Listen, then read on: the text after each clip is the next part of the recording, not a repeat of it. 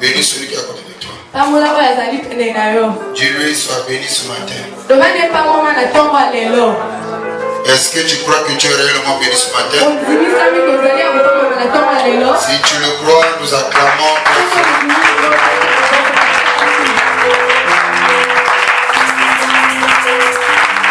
Amen. Mettez-vous pour la gloire de Dieu. Ceux qui ont participé à la réunion des mamans, que le Dieu Tout-Puissant vous bénisse. Que Dieu te bénisse aussi, toi qui es venu ici ce matin.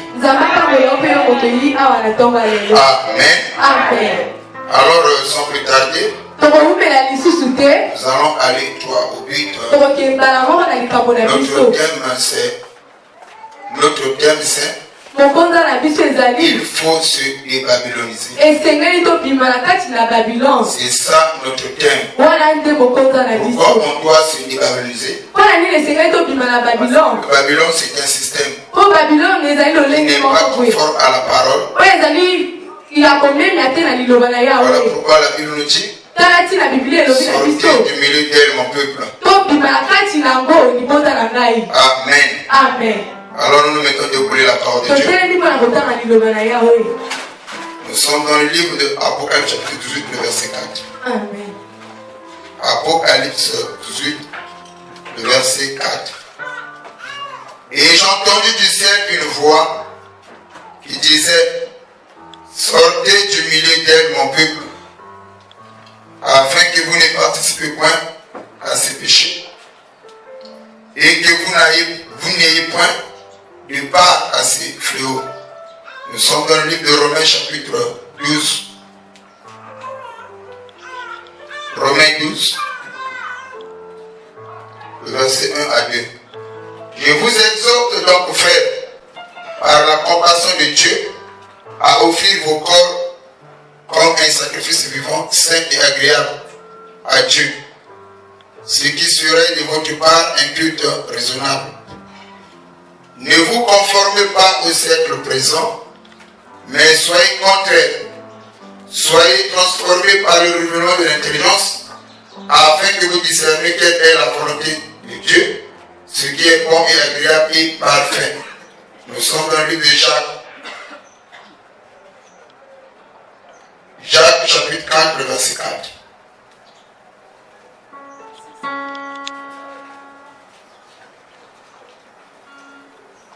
Jacques 4, le verset 4. Adultères que vous êtes, ne savez-vous pas que l'amour du monde est immunité contre Dieu? Celui donc qui veut être l'ami du monde sera ennemi de Dieu.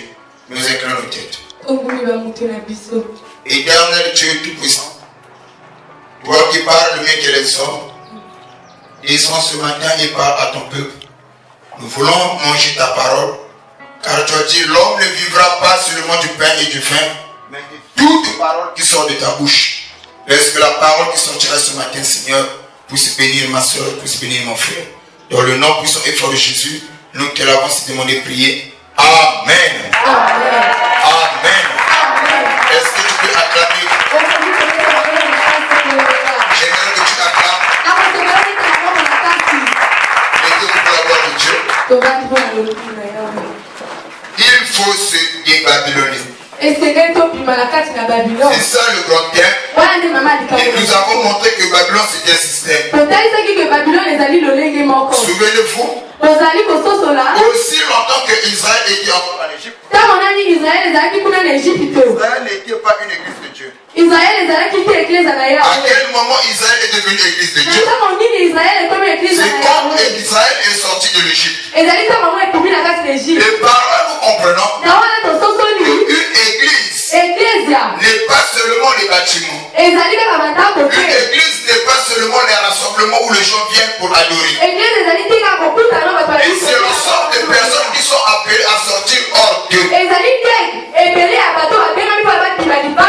Aussi longtemps qu'on n'est pas encore sorti, on n'est pas encore une église. Parce que là-bas en Égypte, Israël n'était pas appelé en tant qu'une église. Donc il était encore dans l'Égypte. Or, dans l'œil prophétique, et que l'Égypte, c'est l'image du monde. Pour que Israël devienne une église, il devait sortir de l'Égypte. Voilà pourquoi lorsque Moïse arrive, il dit au Pharaon, laisse aller mon peuple afin qu'il me serve dans le désert. Et le plan de Dieu était que Israël soit d'abord sorti de l'Égypte pour appeler l'église de Dieu vivant. Est-ce qu'aujourd'hui nos églises, nous nous sommes sortis de l'Égypte ou nous sommes encore dans l'Égypte? Amen. Quand je parle de l'Égypte, je parle du monde. Et la fin dernière, j'avais dit ici, un grand prophète dans le Daniel,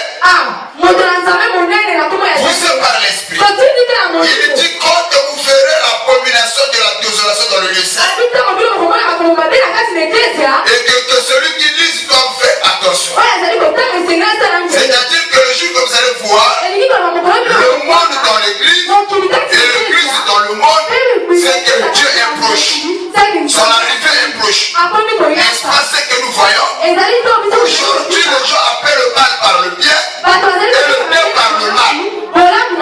Je veux entendre vos amis. Cela doit refaire le pouce. C'est que Babylone est déjà là. Babylone est en train de s'installer petit à petit. Babylone est en train de gagner le terrain. Enfant de Dieu, écoutez-moi. Si on ne se réveille pas, on sera surpris. Parce qu'il y a un problème.